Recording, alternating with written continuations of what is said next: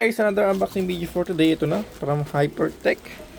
So, meron siyang label. Ganito lang yung packaging niya, no? Hindi siya naka-box. Talagang naka-bulk lang siya ng bubble wrap. Check natin, no?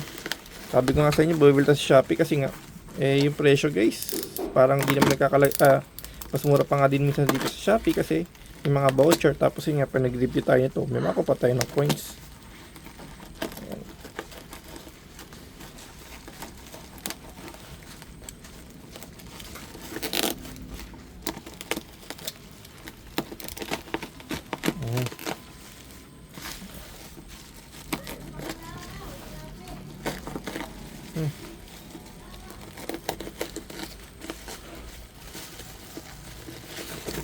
Ito, Smartime Hypertech wiring cable, your key to safe wiring.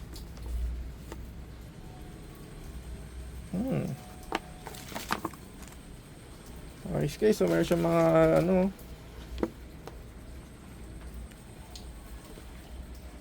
na kanyang product talaga guys, no? Kaya okay din pala tong Hypertech.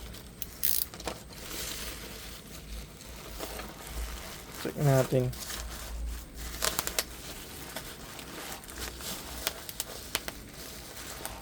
Made in the yun. And guys, magandang na kasi made siya in the Philippines. So, napakalaking bagay na yung mga ganito klase is nasusuporta natin yung mga produkto ng ating bansa. Ayan guys, so made in the Philippines siya guys, ha. Okay. Ayan, no. So, meron tayo dito guys na PDX-WAR. Ayan, kitang-kita naman, PDX-WAR siya guys. Ayun, no. Okay, so hindi ko masyadong ibubuklat pero in pinaka-core niya guys.